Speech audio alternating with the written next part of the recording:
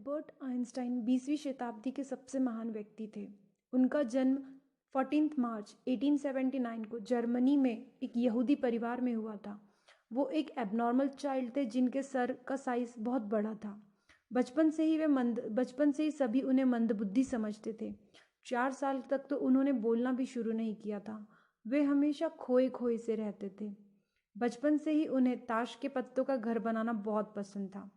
उन्हें उनके teachers dump समझते थे और उनका कहना था कि ये भविष्य में कुछ नहीं कर सकते। बट धीरे धीरे उनका साइंस एंड मैथ्स में इंटरेस्ट बढ़ने लगा। उनका दूसरों के कंपैरिजन में कंसंट्रेशन और इमेजिनेशन पावर बहुत ज़्यादा था। उनके द्वारा दिया गया फॉर्मूला E=mc² हम सभी जानते हैं। उन्होंने अपनी पूरी जिंदगी में बहुत सारे थीसिस एंड बहुत सारे रिसर्च किए हैं। दोस्तों, 1921 में फोटो इलेक्ट्रिक इफेक्ट की खोज के लिए उन्हें फिजिक्स में नोबेल प्राइज मिला था। उनका मानना था कि सक्सेसफुल होने के लिए लाइफ में पेशेंस एंड डिवोशन बहुत ज़रूरी है। वे कभी भी जूतों के अंदर मोजे नहीं पहनते थे क्योंकि बचपन में उनकी उंगलियों की वजह से कई बार उनके मोजे फट जाया करते थे। एक साइंटिस्ट होते हुए भी वे दिन के 10 घंटे पूरी नींद लिया करते थे।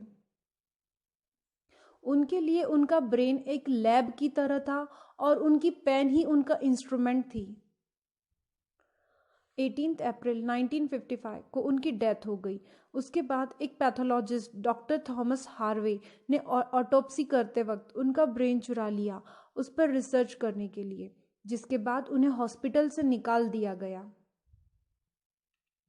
इसके 20 साल बाद उनके बेटे हैंस एल्बर्ट आइंस्टाइन की परमिशन से उनके ब्रेन पर रिसर्च शुरू किया गया, जिसमें कई आश्चर्यजनक बातें सामने आई। उनके ब्रेन में नॉर्मल ब्रेन से बहुत ज़्यादा सेल्स थे। उनके ब्रेन की न्यूरॉन डेंसिटी दूसरे ब्रेन के कंपैरिजन में 17% ज़्यादा थी। फ्रिंकल पैरिएटल ओपेर्कुला उनके ब्रेन में एब्सेंट था, जिसकी वजह से उनका पैरिएटल एनलार्ज था। यही कारण है कि वो मैथमेटिक्स में बहुत ज़्यादा शार्प थे और उनका इमेजिनेशन पावर बहुत ज़्यादा हाई था।